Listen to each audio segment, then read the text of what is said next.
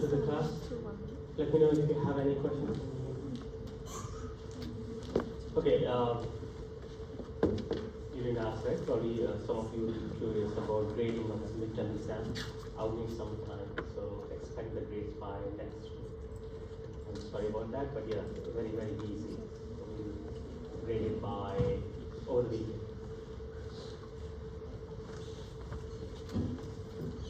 Yeah, for quiz regrading, right? I did not post any assignment. I did not post any announcement about that. But if you are able to take the picture of your quiz and there is any concern about regrading, please send that concern to me over the email or come and see me in my office hours.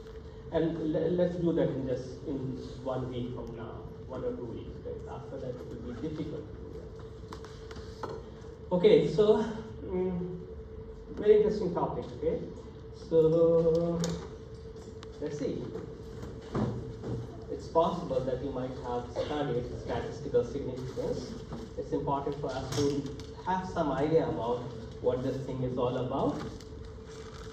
Let's see. Okay. So again, for us, when I'm saying that I'm referring to me, person with CS background, right? CS major, you should call me. BS, Masters, PhD is all total 100% computer science. Have some mathematical background, but not very strong. So the issue here is that when we are interacting with statisticians, then we need to understand what they are talking about. Okay, and that will happen even when you read some research papers. Right, the results they cite are these values, right? So we will try to understand what do these terms mean. Statistical terms. What does that mean? So the statisticians, what they do, they are concerned about the observation. When they look at the observation, they try to identify that the result that they are looking at, is that significant or not, statistically significant or not. For us, for CS people, that doesn't strike us, right? That's how we have been trained.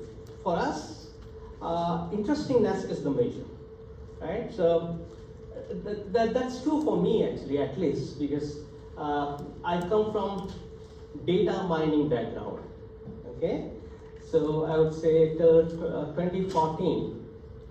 In 2014 only I was exposed to data science, because that time I was searching for internship. I was a graduate student, and yeah, my background was in data mining. I was applying for internship in data mining. I didn't find anything matching. What I found was data science. I was lucky to get the internship as a data scientist, and from there my data science journey started. And if you ask me even now, do you find any difference between data mining and data science? It will be difficult for me, right? But seems like now data mining is a subset of data science. Data science is very broad. Anyway, back to this thing here. Statisticians, they talk about statistical significance. It is very important, we cannot ignore. But for data miners, right, we are concerned about the interestingness, whether the pattern that we are finding from the data is that interesting or not. Right? So our orientation is different. Interest versus statistical significance. But yes, we need to understand, right? Their lingo also, we should know, like, what it is, what's the meaning, how to compute that and all that. So, guys, the slide has changed. Probably 1 hour or more than 1 hour back, I updated the slides. I don't know if there are 2 copies of the slides or just 1 copy. We can resolve that later. And anyway, I'm working on the latest slide. I did add this section from a textbook which I found interesting and relevant in this context. So let's look at it, right? What is statistical significance again? Statistical significance, it measures our confidence that there is a genuine difference. So, let me read it first and then I'll explain.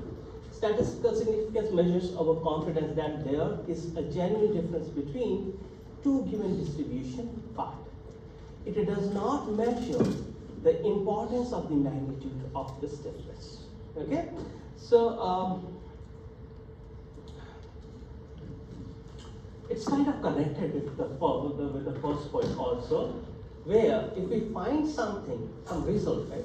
If the statisticians they find some result, they would evaluate that result statistically. They'll say, okay, fine, this is the value I found, whether that is statistically significant or not, right? And I have an example that I added. I hope that example will help us. So this is statistical significance again. Statistical significance, what it does, it tries to establish whether the result that we are finding is statistically significant or not. So it says nothing about the magnitude of the result that you're finding out. Right? As an example, let's see. I'm teaching data science, right? Let's assume that there is another professor who's teaching the data science. CSA 351 only, and we have the data for say 20 semesters. All right. Now, we will get to these details, like what could we evaluate. Let's assume that we found some difference in the score, mean score, right? Mean, let's say students' rating. When I'm teaching, I'm getting the students' rating also, right? Every semester we get that. Let's assume that for 20 samples, right? 20 semesters, myself and there's another Professor B. Or me, Professor B, that other person is Professor A. So we'll get the data, right? So from that rating that I have and the other professor has for 20 semesters, on those ratings we'll compute our mean and we'll see if there is a difference in the mean or not. The difference could be very small, say 1.5. Let's assume it's very, very small, 1.5. Now, the significance test that we will be doing, a statistical significance test that we're doing, will give us the confidence that whether this difference that we are finding out between my rating versus the other professor rating is significant or not. We are not saying whether this much is making a difference or not. Am I clear? Whether the difference is significant or not, that's what we establish. We said nothing about the magnitude. Right? Now, question is the magnitude not important? Like if I'm in place of the difference being 1.5, if it was 5.5, it is important, right? But when we deal with magnitude, then that's a totally different issue. That's dealt with the effect size. So we'll discuss about effect size also. Right now, our discussion should be establishing whether that difference that we are finding out is significant or not. Is this difference coming out as an effect of some randomness, or it's genuine one, right? So that's the significance. One more time. Statistical significance measures our confidence that there is a genuine difference between any two distributions. But it does not, I'll emphasize again, it does not measure the importance of the magnitude of this difference. Anyway, let's also have some idea about what does it really mean when we talk about significance. Okay, so the significance that we have, with the statistical significance, what we find out, it gives us the idea about how unlikely is it that something is due to chance. That's what we evaluate. How likely it is that the observation that we're finding out is just by chance or just not genuine. So that's what we find out in statistical tests. And honestly admitting, I love this topic, but I'm always nervous when I'm teaching this because of the lack of my background in statistics. But anyway, let's see. Okay. Now here is this other thing that I was mentioning to you, effect size. Okay. In the last semester, when I gave the midterm exam to my students, I was able to cover 2 additional topics in the midterm. This as well as the next one, which is building model. But it's the first time I'm teaching it in fall, so that could be an issue. But the issue is that as I'm emphasizing, you may be able to guess that this is important. The difference between effect size versus statistical significance. Now, effect size is a measure that cares about the magnitude of the result or the difference between the two groups, right? So don't worry about it and have a dedicated slide on effect size, like what does it mean? How do we compute that? Okay, so the next bullet that I have is related with effect size only. So when we are looking at the measurements, right, like the difference of the two distributions, we would use these terms like whether it is a medium level effect, it is large level effect, or small level effect. So there are some numbers we'll be learning about that very soon. But yes, since we are discussing about statistical significance, it makes sense to have some idea about effect size also. And in effect size, we do care about the magnitude of the result. Okay, it should be significant, and the magnitude wise also it should be making some sense.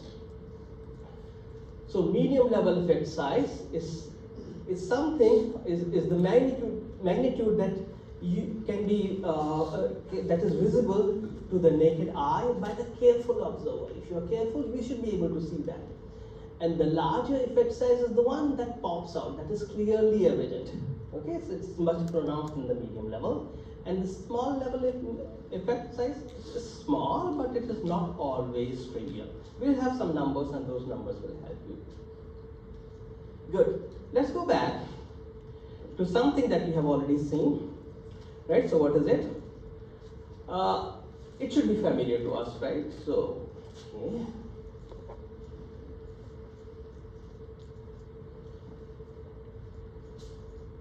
Instead.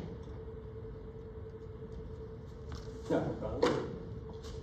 So guys, here we have seen this picture, right? Does anyone remember? We had midterm last week, okay? Last meeting we had midterm. What is this picture showing us? Do we remember anything about this? Yeah, very good. I think this is at the variable-based, where we have experiment, right, with sample size n and Pearson correlation R, right? Then you can map it on that, and depending on not whether it's the left or right line is significant.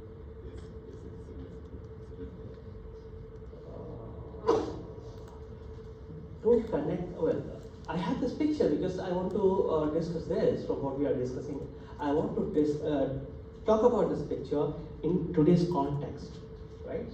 I want to discuss this picture in today's context, but could you remember what did we discuss about it? Let's not think about significance tests and all, right? What is this picture telling us? We just need to read it, right?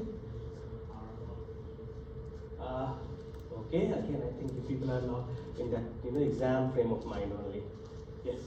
How significant a observation is kind of depends on the sample size as well. Kind of. We are getting there. Much simpler, right? Very good. Let's see. The more the sample size increases, even if the correlation is less, it becomes significant. Perfect, right? That's what we had, right? We looked at this picture when we were learning about correlation coefficient, right? That was, I think, mathematical preliminaries part 2, if I could correctly remember. That was the topic. And here, the picture says that for smaller sample size, we need a reasonable correlation coefficient, right? The Pearson correlation coefficient should be higher if our sample size is very, very small, right? Say in between 0 and 50, let me see if I could draw something here. Like this one. Okay. This number, very close to 0.6, corresponding to that, probably this number is, I don't know, maybe 15 or so. Okay, so if your sample size is very small, you need a very high value of Pearson correlation coefficient R. But if your sample size is larger, say like this one here, like 200, then for that, even a lower correlation coefficient will have kind of same effect. Okay, so that in that context we discussed about it. Now, so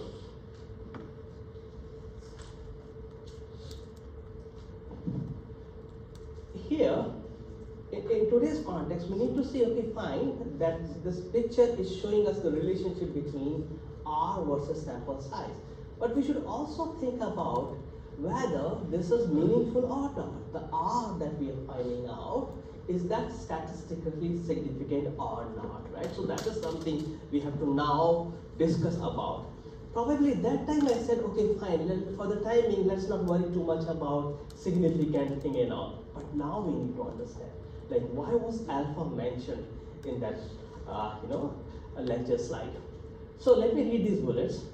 The computational analysis readily finds patterns or correlations in large data sets. That's what this picture is kind of giving us. Even a small correlation becomes significant at 0.05 level with a large enough sample size. We know about that, and that is kind of shown in this picture as well. This is something we need to now worry about. Right? When is this pattern significant? So this is the answer that we are looking at, right? When the statistician says significant, then what is it that the statistician is referring to? The definition of meaning or intuition. Now, again, most of the things that I have over here, we have already discussed this in our mathematical preliminaries. Sufficiently strong correlations on large data set may seem obviously significant, but effects are more subtle. Again, this will make more sense when we know about the effect size. Let's move on, right? So let's think about some examples so that we could understand the importance of statistical significance. Now we'll look at some scenarios where it will make sense to think about statistical significance. So medical statistics, let's think about a scenario. We have two drugs to evaluate, right? And I still remember when I was teaching this class for the first time in 2020, and we were facing COVID. And at that time, I could relate to this example, right?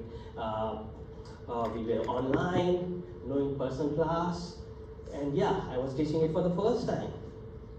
And that time it was making a lot of sense because the vaccines were, being put on test and all, and it was in the news. Anyway, so let's think about a simpler scenario where we have to evaluate the efficacy of the drug. So here is the scenario. Drug A cured 19 out of 34 patients. Drug B cured 14 out of 21 patients. Now we need to decide which one is better. Is B better or A is better? So that kind of scenario, right? It's very simple, but I believe good enough to have some discussion. Okay? Can we say something? What is the first thing that you'll do? 5 minutes given? Tell me which one is better. 2 minutes given. Well, what I tried doing, which I didn't do earlier, divided 19 by 34, divided 14 by 21. I don't remember. One value was 0.55, the other value was 0.66. Right? Fine, but that is not enough. Right? That is not enough. So the issue is fine, okay, but we cannot decide. We need to have some, statistical significance tests to make some sense. Nobody is going to buy this thing. Okay, just divide, find out the percentage and report that. Why so? Because there is FDA involved, right? So, and this is a big deal because approval of new drug. First of all, if you're wondering, like, yeah, why is the data so small? Why only 19 plus 34 patients were tested on the first drug? 34 patients were available for drug A and 21 was available for drug B. So my question to you is, can you appreciate this thing that for these kind of experiments, we may not have huge data sets, right? Is that thing making sense? Right? Because see, it's not the review data.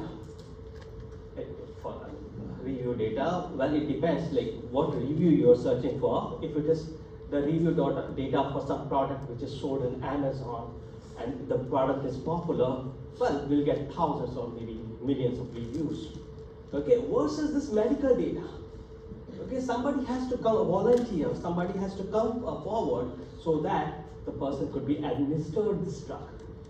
Right? Again, this is a little difficult right now, but it was relevant in 2020 when those vaccines were developed. They were given on some volunteers. So the issue here is probably the data. We may not have a lot of data, and then it's a big deal. Because if the FDA approves one drug over the other, then that will have, big implications, billions and millions of dollars issue. So, FDA approves a new drug on these trials and analysis, and it can add or subtract billions of, dollars. Now, let's think about another scenario which will make more sense to us, right? Like maybe data miners, machine learning. People who are building some model. Okay? And here, let me read it and then I'll explain that to you. The significance, right? How is the significance, statistical significance that we are learning, discussing, will make sense when you're doing some modeling. And for modeling, we are looking at the scenario of a classifier. Right? Let's assume that we need to build two models. Right? I built one model. Yeah, go ahead, sir. I'm a little confused on the Sure. medical statistics one. You are confused on what? The medical statistics one. Sure. So if we can't compare the percentages, how do we decide whether drug A is better than drug B? For that, again, we will have to see. I know the question is not. The scenario is not complete. Scenario is not complete because for the scenario we would need, first of all, numerical data. Right? And on that numerical data, we will have to compute some means and then find out the difference between means and all. Right? So that was that is a very high level example given without data. Right? That's a very high level example given without data. So I understand that's probably not enough to highlight the importance of statistical testing. Right? But just get the scenario. We would need some medical data. You need some medical data, right? And so what can happen, what I was thinking about while adding contents to the slides, just like the previous homework, expect some questions on this also in the next homework so that we could get some better understanding, right? I try my best to come up with the data related with this example, previous one. So if you work on that numerical data, it will make sense, okay? Yeah, I'll see if I could connect this with the example that I have, right? Because there also I have numbers, but from a different domain. We could fit this example also over there, okay? Now with that in mind, good that you pointed it out. Let me see if I can do a better job in explaining this one. Two models, right? Let's assume that we are working on a classifier, and it is a spam classifier. Okay, and let's see that we have two models, M1 and M2. All right, and data is given to us. We can visualize, right? Like the data has emails, right? Then for email, we'll come up with the features. The features could be. Can you think about some interesting feature of the email? Not too complex. Okay, the issue is that I didn't teach you classifiers systematically. We didn't discuss modeling at all, right? But let's see if we have some understanding on, first of all, what is a classifier? I should have asked, did we discuss about it? Let's start from there. Did we address classifier at all? Yeah, good. Yes or no? Yeah. Very good. We covered it like briefly. We covered it briefly. Thank you so much. Your response boosted my confidence. We did, right? There were some pictures only. unsupervised, supervised. You remember some, that was on, I believe, Python for data science part 2, probably. Very vaguely, right? But do we understand the difference? Okay, classify, give me the example of a classifier. Probably you might be using on your, in your app. Yeah, very good, yes. Like clusters versus like Mm, binary classification. Example of any classifier we might be using, right? Are we using any classifier in our app or something? Example, I've already written spam classifier, right? Let's look at spam classifier. That is a classifier. Do you understand that? What it does? It will either flag your email as spam versus non-spam, right? Very simple. Okay, we can think of other classifiers also. The domain can vary. Like so, spam classifier is an example I have given. Can you think of more examples?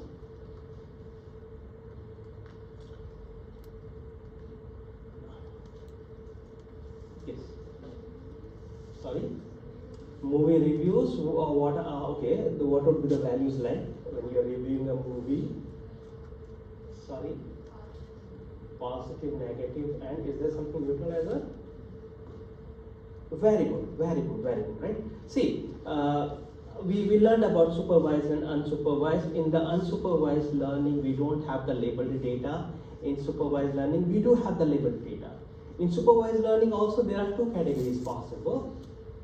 The first category is when our target variable is discrete, right? Like the one that you mentioned. Movie review, positive, negative, or neutral. These are three categories. For spam classifiers, spam versus non-spam, binary, right? If we have the, say, cancer data, patients, whether they have cancer or not, right? Binary again, discrete, 1 or 2, right? So we can have another classifier, right? Like your grade, letter grades that you get is an example of. See, if I could predict your letter grade, if I can build a model that will predict your letter grade, then that will be a classifier. Versus if I can build a model that will predict your score in the final exam. Do you see the difference? Letter grade versus your numerical grade. Numerical grade is a continuous target variable. Good? So anyway, back to this one. There's a lot to cover, okay? So spam. There are two models. Features, right? Some features could be the presence of some keywords, right? Or the length of the email. These features we can think of. Now let's assume that the model M1 is using 3 features, okay? And model M2 is using 5 features. And M1 is giving the accuracy, say, 85%. M2 is giving 87%, right? Now again, you need to evaluate, you need to say which one is better, right? Here again, this is something you can establish using statistical significance. So let me read this bullet. So in building a classifier to distinguish between two classes, it pays to know whether the input variable is showing any real difference amongst classes or not. So let's assume that this was 4 and 5. Now it will make more sense. M1 is using 4 features, M2 is using 5 features. So we added one more feature in M2, right, which improved the accuracy from 85% to 87%. Now we need to say that, okay, this difference that we have monitored, right? Let's say that we run this this experiment 30 times or 50 times. 50 times you're running model M1, 50 times you're running model M2. You found out their accuracy. The mean was 85% for M1 and 87% for M2. Now question arises, should we say that M2 is better than M1?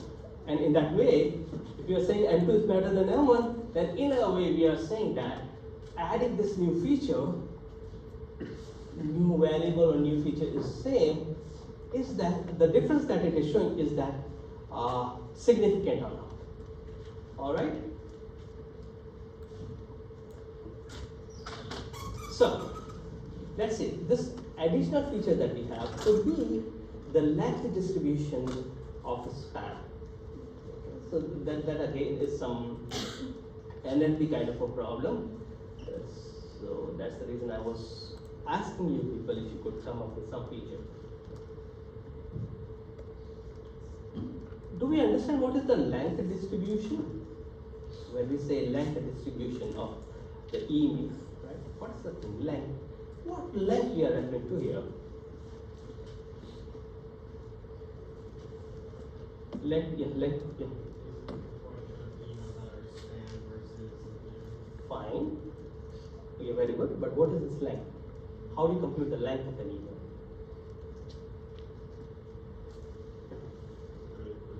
How many words are there, right? It's probably intuitive enough, but when I don't see good response, I think, okay, fine, let me toss it up. Guys, now I think it will make more sense because we will start the discussion of the statistical test. There are so many, we will probably look at a few of those, very important ones, basic ones. Now, we will look at this approach, like how can we compare the mean? Okay, there are two populations given, and for those two populations, we can find their mean. And now we need to make some statement about these two populations, right? Whether their mean is same or not, different or not, so that kind of a thing. So for that, t-test is very, very useful. Now the t-test evaluates whether the population's mean of two samples are different. That's what we could check using t-test. So the example could be, if the sample of IQ of 20 men is given to us, 20 women is given to us, then can we, if this is something which is on our shoulder, we need to decide that, okay, fine, when the IQ value of 20 men and 20 women is given to us, can we say something about men versus women? Are women smarter or are men smarter, right? So what should we do? Well, for this sample that we have, we will compute their mean, and then using the t-test we can establish whether there is a difference in their smartness based on IQ value or not, okay?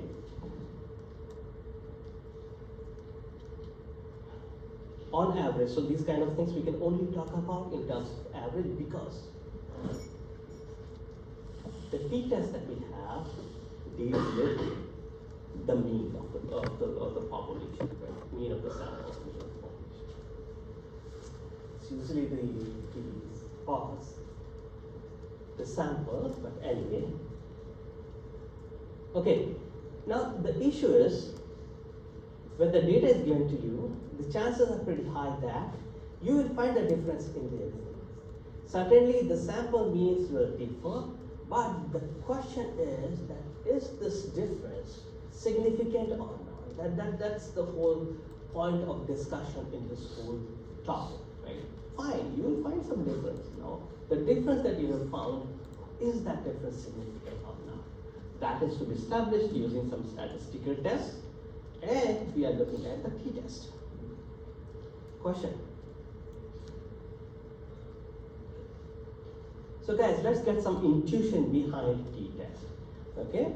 So you are looking at some plots. What I need to do is let me mark these pictures for the reference.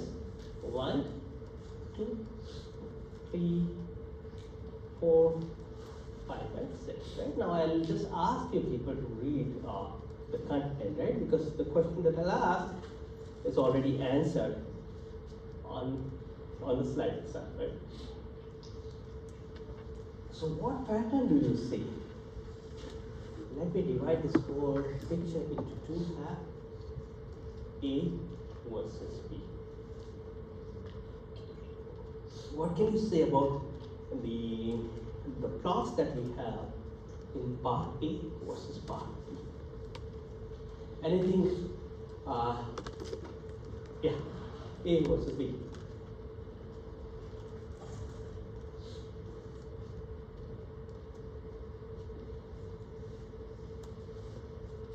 There's a pattern, right? Can you see some pattern?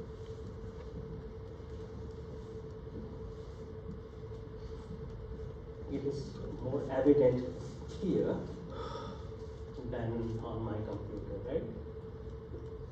We have two distributions. You agree with me? That there are two distributions. One is in pink or red. Let's call this pink, I think. And then the other one is blue. I have I don't have a very good idea about colors. So these colors, they all look like pink, red, it's red for me. Okay. So do you see any pattern in 1, 2, and 3? Anything which is same in 1, 2, and 3? The shape of the curve, shape of the distribution. Blue versus red or pink. Yes. Width of the distribution, right? Well, that's what I was thinking, like, and you'll be able to figure out. Is that same for, that is same, right, in 1, 2, 3. If you look at the spread or the width of the plot, then yeah, that is same, right? It's not changing. What I want to say is it's not changing across 1, 2, and 3. Their spread remains the same. But yeah, these are different. 1, 2, and 3 are different in the sense that in 1, we have what's the difference between 1 and 3? Yes. Very good. Means are different, right? And means are different, very good, because that is reflected in the overlapping area as well, right? Very good. Means are different. So in the first one, they are very close, right? So for that reason, if you look at the overlap, this is higher, right? So their width is same, but the overlap is changing because the mean is changing, right? In the first scenario, the mean is very close for the two distribution, one which is in red and the other one which is in blue. But here, as you move from 1 to 2, you can see that now the overlap that we have between the two distributions is reduced because the means are slightly moving apart. And third one, I would consider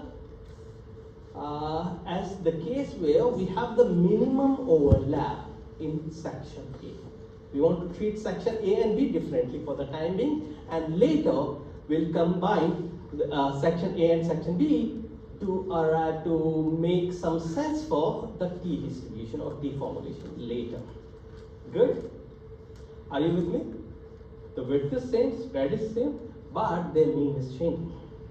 Whereas, what do you say about the section B over here, 4, 5, and 6? Is the mean changing here? What is changing? Are they all same?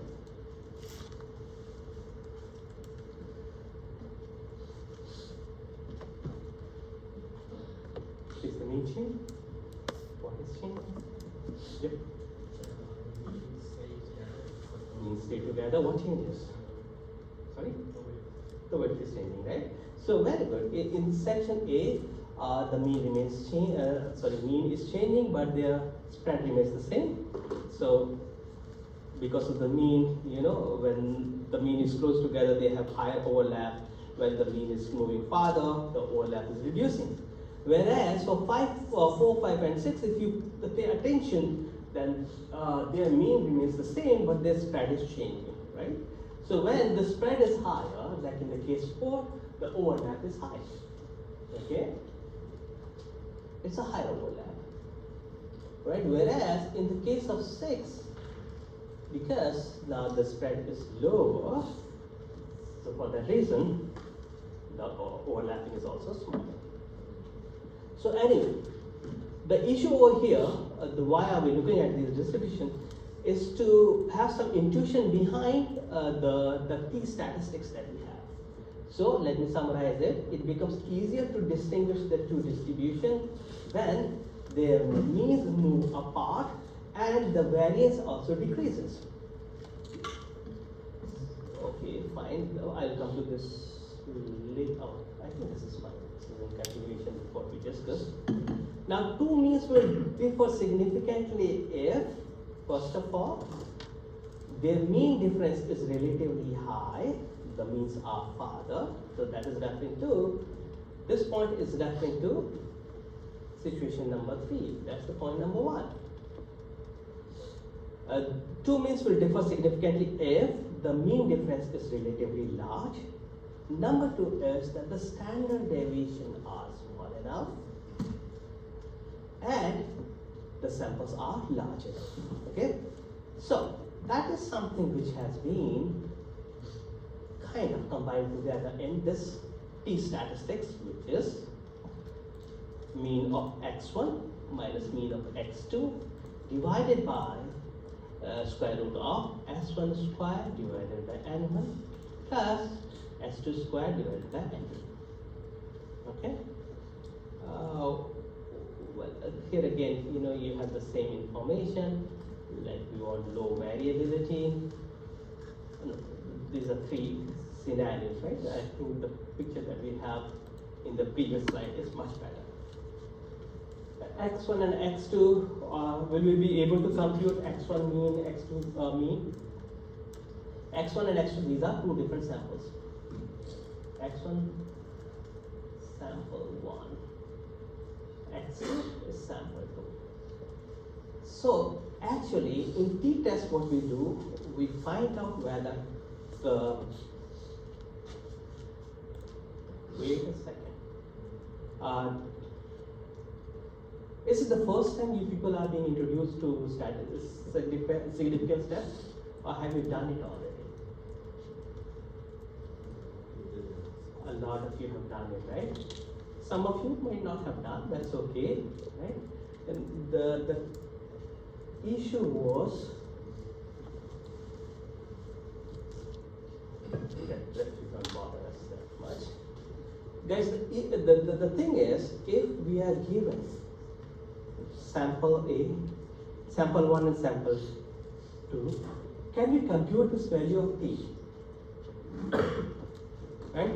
I don't do it, maybe in future I should do, right? Like, in place of asking you people to sign for your attendance, I'll pass on these sheets, right? Write your ID and let's work on that problem. Okay, so if the data is given to you and you have the calculators, can you compute this value? X1 and X2, these are two samples. Okay, you need to compute the sample mean. Is that doable? Right? And if you can do statistics things, you can compute x1 bar. You can compute x2 mean of sample 1. And similarly, x2 bar is mean of sample 2. Good? Can compute it? Similarly, you can compute S1 square and S2 square. What could be S1 and S2? Standard deviation, okay? Of sample 1, sample 2, right? And we'll find out there. What could be N1 and N2? Yes?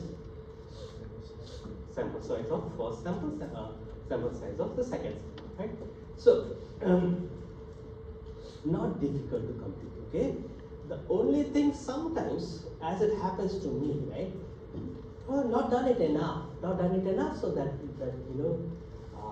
reduces our level of confidence.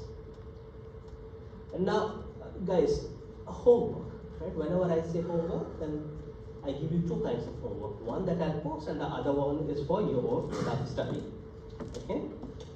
Here, we are calling it wedge T statistics. Okay, wedge T statistics. There's something called as student t-test also. These two are slightly different. How you have to figure it out. Okay, wedge T statistics and the student test or T statistics are different. Alright? What's the difference? The difference is the fact that the wedge T statistics that you're looking at allows you to use S1 and S2. Right? S1 and S2, and it makes an assumption that, wait a second. For I think the student T statistics, we have this assumption that the two samples are coming from the same variance. It's somewhere there. The difference is somewhere there. The example that I have works on the student t-test, right? So it will make more sense over there. So this is something that I don't know. I was expecting. If you people have done t-tests in any other course, you might have been introduced to this one. If not, then fine, you can take that. The example that we have, well, wait a second. There are three possible tests that you can do in t-test. The first is called one sample test, then you have independent sample test, and the third one is paired sample t-test. Right? There are three kinds of t-tests that you can do. The first one is one sample t-test, the second one is independent sample t-test, and the third one is paired sample t-test. Okay? Homework. And this homework is for those students who want to learn little more than what is being taught in the class. Okay? Whether I ask that in exam, we'll decide that later, not today. Okay? So, let's work on this on an example. Okay? And I believe this example will give us some better idea about how t-test works.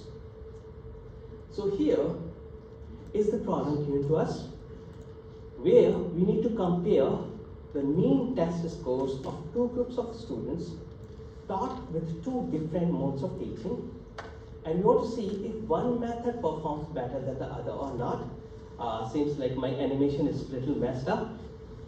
I did not intend to show those things, but that's fine. Read this thing one more at a time. What problem we are trying to solve? We will be given the data. The data is about the test scores of two groups of students. They are taught differently. Their methods are different. Let me show you the data. Group A. In the group A, they were taught traditionally. There is some traditional method. And in group B, they were taught differently. It was interactive method. Let's not get into the detail of how they were taught, but these are two different samples. For us, these are two different samples. Sample 1, sample 2, or group A versus group B. Good? And what you're looking at is their score. Alright, so sample is small, only 7. That's okay. 1, 2, 3, 4, 5, 6, 7. Good? Now we need to see whether see if one method performs better. That's what we have to figure out, right? So, guys, this is how the statistical significance test works. If you've done it earlier, fine. Good. If not, then this will give you some background, right? So, whenever we are doing statistical testing, we start with the hypothesis. There are two hypotheses. Okay? The first one that we start with is called the null hypothesis, which is written as H0. Alright? So, our H0 would be, or the null hypothesis would be that there's no difference between mu A and mu B. We need to think slightly differently for the statistical significance thing, right? The reason being, as I was saying, if you have calculator, you are allowed to use your phone. Compute this thing, right? I mean, you can compute what? You can compute mean, you can compute standard deviation, right? You can come up with, you can apply a lot of statistics on that, right? So straight away what you can do, you may compute mu A, you may compute mu B. And they won't be same, they may or they may not be same. Now we don't have to stop after just computing mu and mu. Am I making sense? Right? So this connects to what we already discussed. We discussed that the values would be different, right? But whether this difference is significant or not, that's what we have to establish. Okay, the whole test is about that only. So how do we proceed? We start with the null hypothesis. We say that, we call it H0. We will say that mu A is equal to mu B. There is no difference. Statistically, there is no difference. That's our null hypothesis.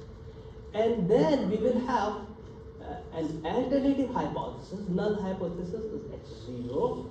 H1 is an alternative hypothesis. Our alternative hypothesis will say that the score of A is less than the score of B. Okay? This is slightly interesting actually. I don't know, right, how big we can get into it, but hopefully if I give you some interesting homework problems, you will have, better understanding. Let's proceed. So what do we do? Right? We will first find out the mu of A and mu Okay, I'm not calling it mu, XA, that means the mean. You will compute the mean for sample A, mean for sample B, and you found this value, right? 75, 75.9, and the other value is 87.1. These are different, right? But we should not stop right here. These are different, okay. Right? For finding out this difference only and stopping, we don't need to study, right? Since we are studying statistical significance, we need to move ahead and make our claim more solid. Okay? So what do we do next? Next, we'll have to compute the standard deviation also. So when you compute the standard deviation, for A it is coming out to be 4.12, for B it is coming out to be 2.79. Then we will apply the t-test. So guys, this is what I was saying, that the example that I could get is using student t-test method. For that reason, this formula that we have here is different from the formula that we have for wedge t-statistics. We don't have SP there, but here we have SP. It's a new term, SP. Okay? So this was not there in the wedge statistics.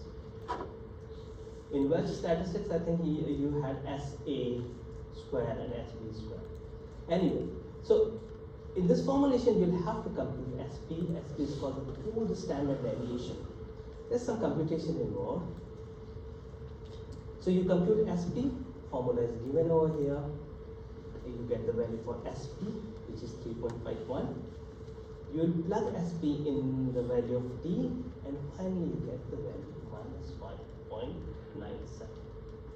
With statistical tests, these are few things that we need to kind of understand. Okay, it's not like mathematical proof that we can do in 10, 15 minutes or 20 minutes or maybe an hour or two and convince ourselves, like, yeah, this is how you will derive. There's a lot of statistics that goes behind the scene, and we need to trust those background work, and we will have to rely on these steps involved. Okay? So, data is given to you, formula is given to you. I will provide you the formula if I'm asking this question. You'll have to just plug in those values and compute the final result. You found T.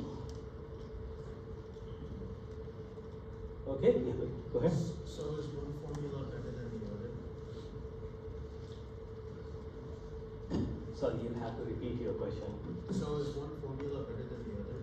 I won't say so. You mean the Welch and this one, right? I won't say so. It all depends, like which one do you want to apply, right? It depends which one you want to apply.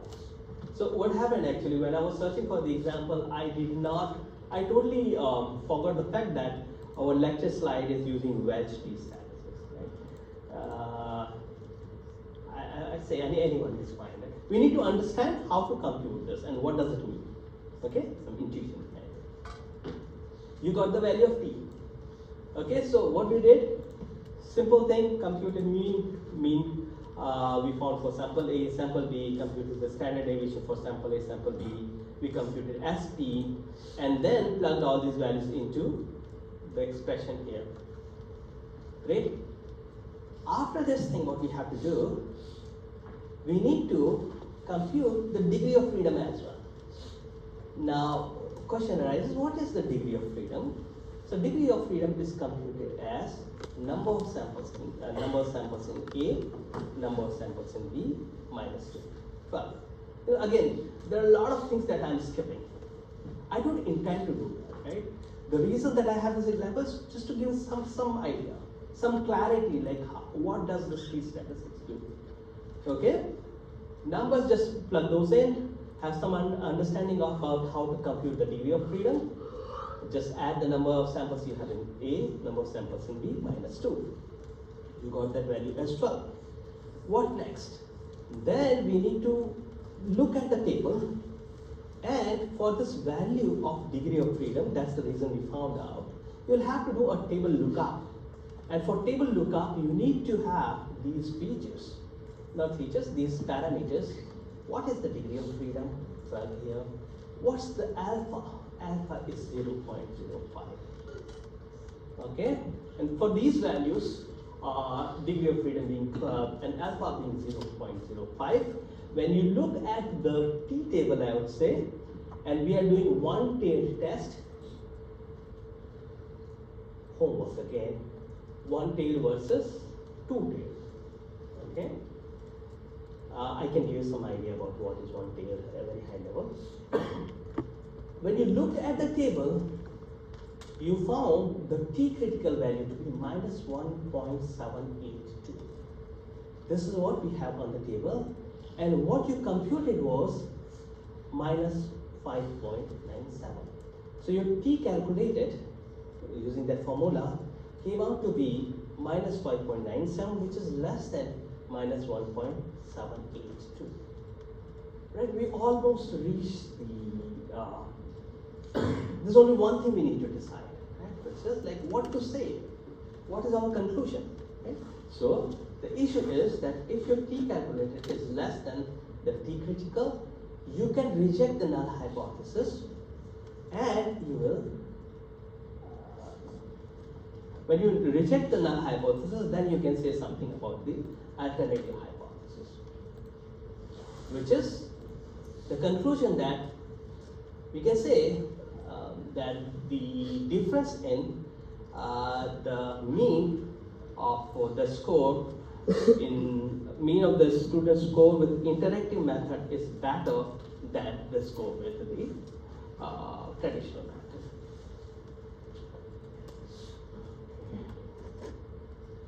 I don't know if that helps, right? Here is the picture kind of showing us what's happening.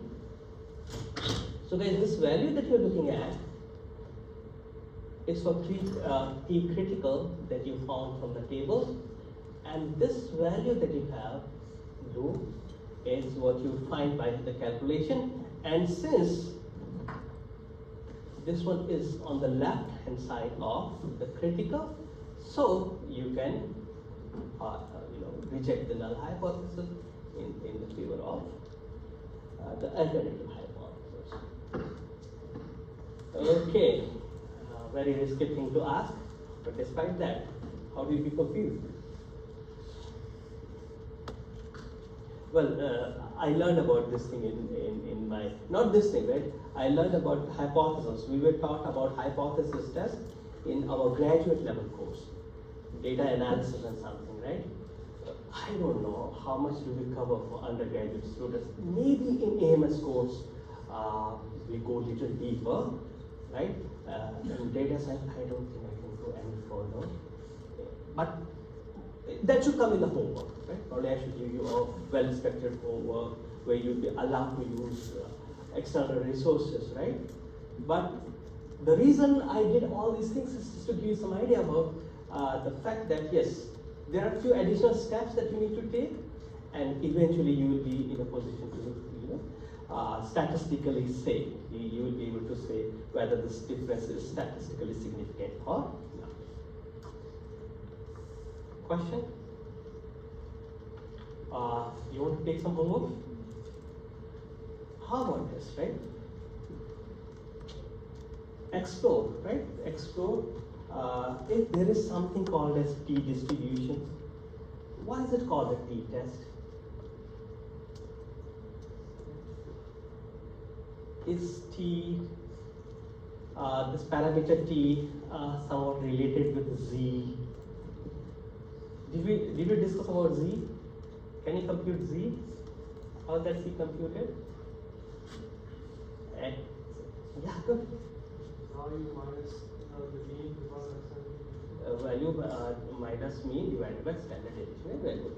Okay, the reason I said that I should give you people some homework is explore, right? Seems like the t distribution. You're looking at the t distribution. If you look at the picture, it's also bell-shaped. It is also bell-shaped, and it converges to normal distribution. It converges to normal distribution. When I believe the sample size is big, it converges to normal distribution. I think that's good. I should not, make it too complex for you. So guys, after that, probably you'll agree with these points, right? Like why statistic difference tests can work. They work, right? And they are very standard. They seem opaque to us. There are a lot of things which I did not explain. But yes, what we did, we worked on an example. We worked on an example and looked at some table and all, which I would encourage you people to do when you get time.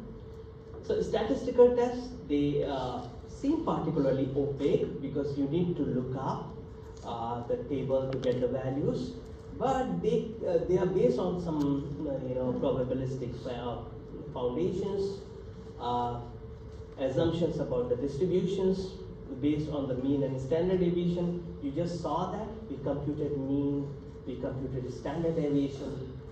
So yeah, they seem opaque to us because we don't have, I mean, at least I don't have such thing. Yes, they do have the strong theory. Now, let's look at another test, which is again very, very interesting and important at the same time, KS test, right? Kolmogorov-Smirnov test. Now, this test measures whether the two samples are drawn from the same distribution by the maximum difference in their CDF. This is a little interesting because for the T test, if you remember, in the T test, what we did? We compared the mean of the sample, right? Here, for the Smirnov, we look at the CDF. Guys, you'll have to write your name, ID, and then signature. This ID and signature should be fine. Sorry, I didn't get time. And make sure that you all get it, the opportunity.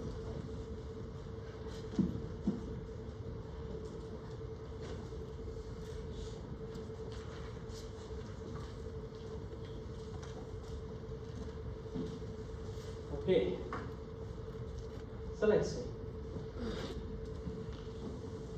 This test whether two samples are drawn from the same distribution, and for that it will use the CDF. And here is the formula that it will use. Let me explain that to you, and then we'll use some plots. I'll use the plot to explain that, how it works. It computes the distance. There are two distributions, F1 and F2. F1 has n samples, F2 has n prime samples. And F1 and F2, these are CDFs. Okay, so there are two samples given to us, F1 and F2. We want to see if those are coming from the same distribution or not. For that, we should have the CDFs. This is also interesting actually. I was looking at an example, but it doesn't look like a good idea to go over that in the class. Because, anyway, let's see, how do you compute this distance, okay? So mathematically it is written like that, which means you have to find out the maximum distance between the CDF F1 and the CDF F2 for a fixed value of x, which is the vertical distance. Let me explain that to you with the help of these two plots, okay? So here, plot A and plot B. Let's look at this one because here it is evident, right? How can we compute that? So guys, as you're moving along this, right, this is your x, and what you're looking at is the CDF. Are you convinced that these are CDFs? Cumulative distribution function. Because what is interesting about CDF? Because the n plus 1 is 1, Yeah. if you add all those, obviously, it can be less than Monotonically, sorry, asymptotically increasing or monotonically increasing, yes. So it goes all the way, right? It is increasing function. So for both, the blue one as well as the red one, the blue curve as well as the red curve, this is monotonically increasing. Now what we need to do, for every x, even this x, you find out the difference. For this x also you find out the difference between these two curves. You find out the difference for this one also. For all the values of x, you find out the difference, and you consider the maximum difference. That's the distance that you find out. Okay. Mathematically, that has been written like this.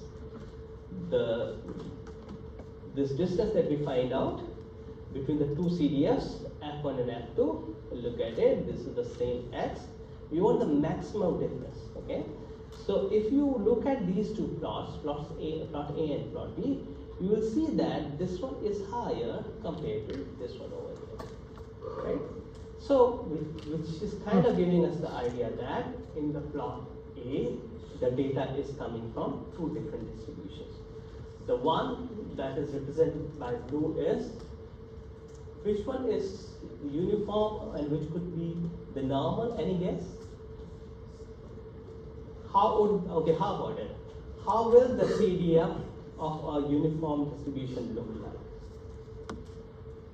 CDF of uniform distribution, how should that look like?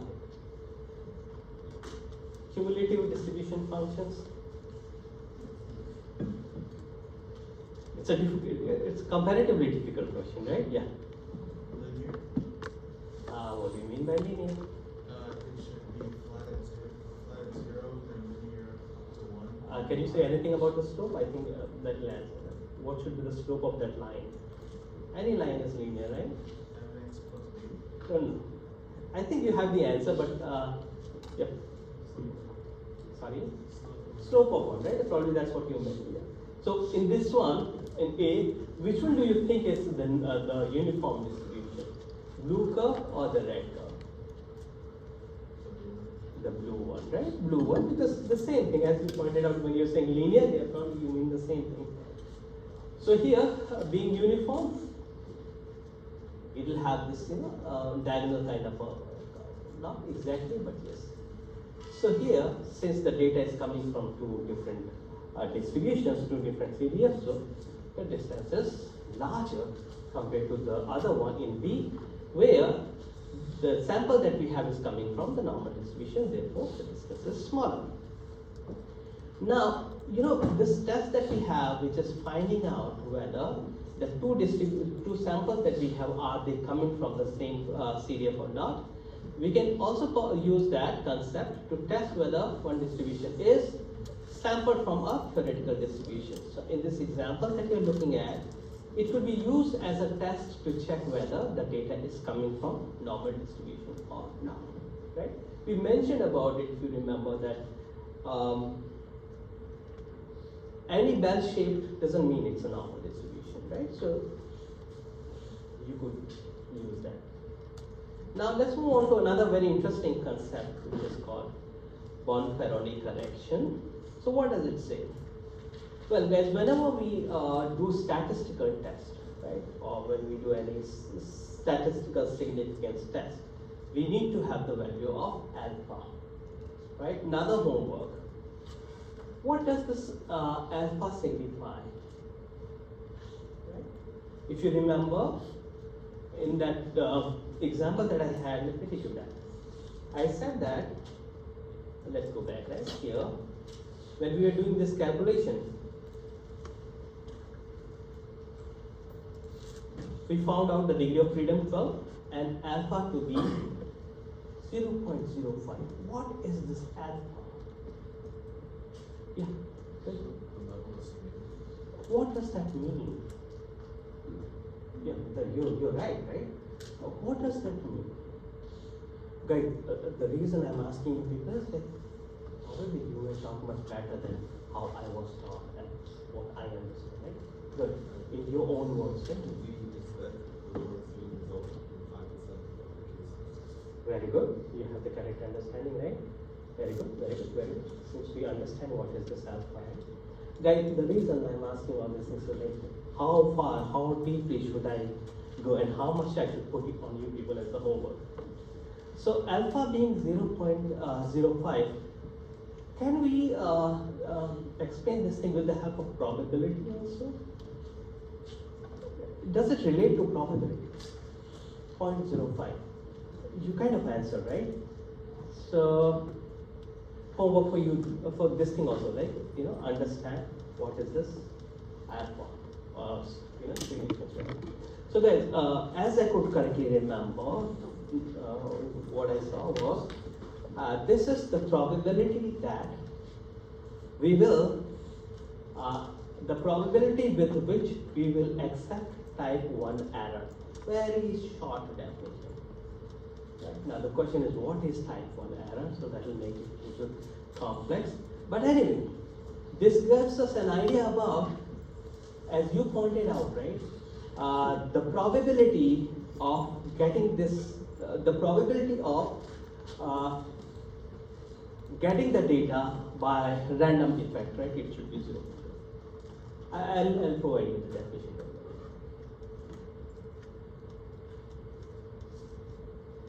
I thought we should discuss about it because the next thing that we need to learn, Bonferroni correction relates with alpha. So the statistical significance alpha, which is often used as 0.05, means that, okay, good, I'm lucky that we have this definition here.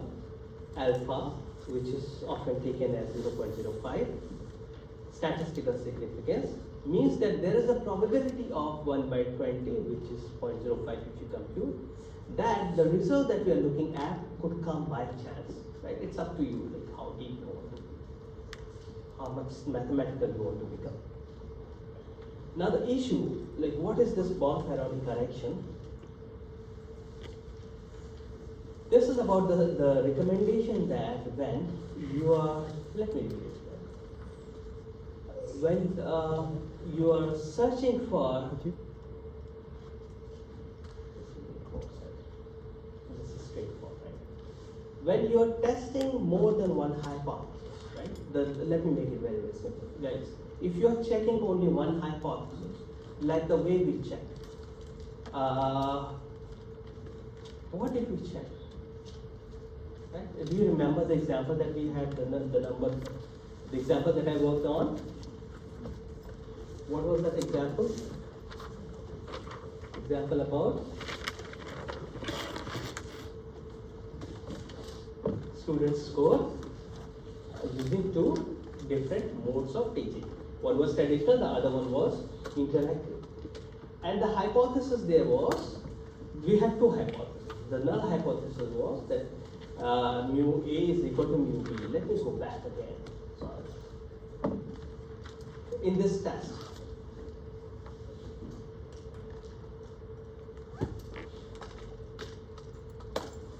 we are checking only one hypothesis. Is that thing understandable?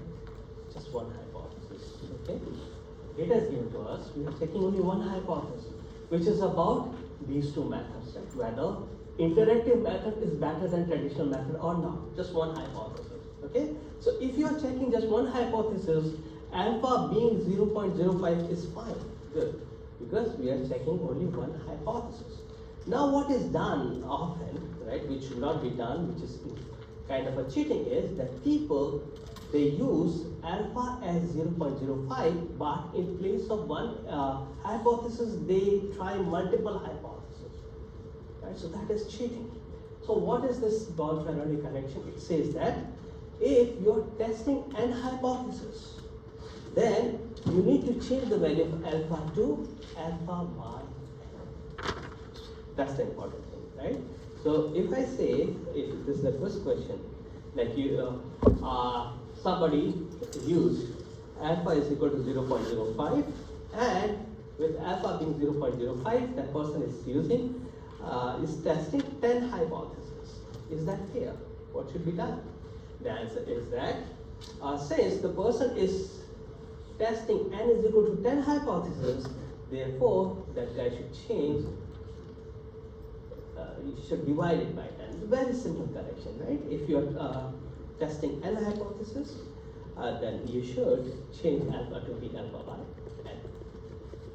Now here is this interesting result, right, from the textbook, which talks about the correlation, strong correlation coefficient, which was found between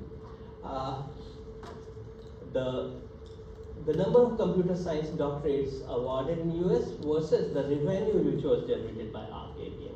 right? So again, it cites a research paper, and in that research paper they found out that in this experiment they tried multiple hypotheses together. Previous slide, right? Which slide? One right before.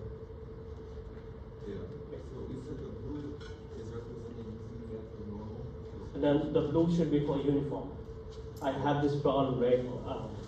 Sometimes I use, this is my mistake, right? I want to say uniform, but yeah, the blue is for uniform, not for normal. Blue is uniform.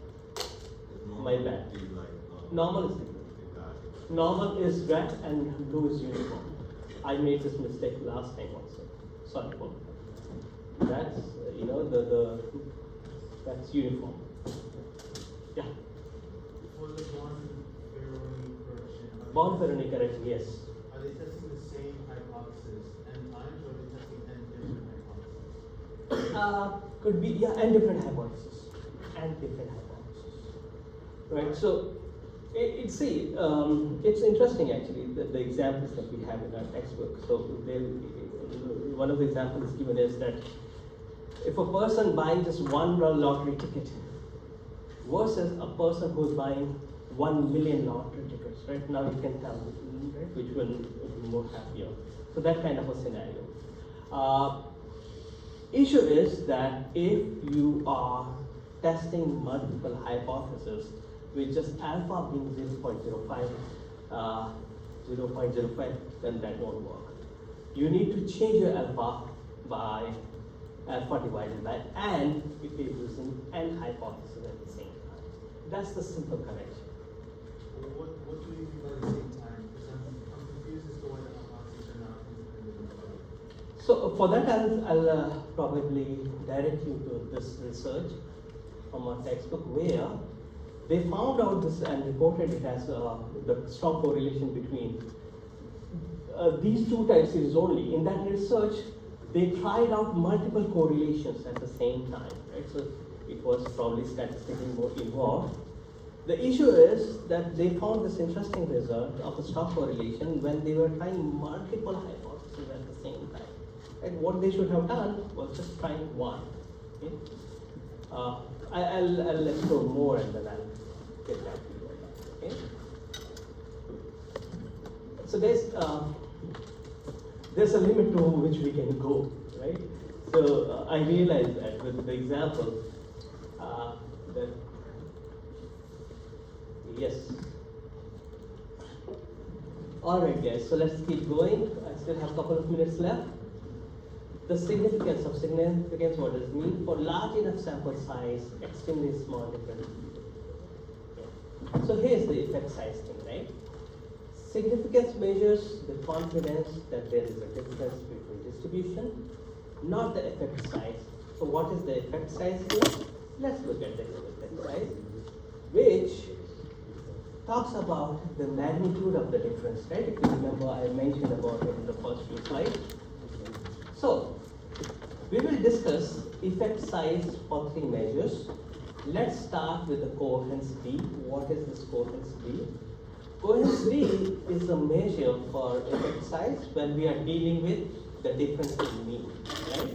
So, how do we compute? Well, if you're given the mean of two samples, say mu and mu prime, then you can find out the coherence distance, which is very simple. Just the difference of the mean divided by standard deviation. Now, when you find out this difference, then you can decide whether the effect size is small, medium, or large based on these values. If this value is greater than 0.8, you got it. Large, otherwise medium, small, right? I'll discuss this in the next slide.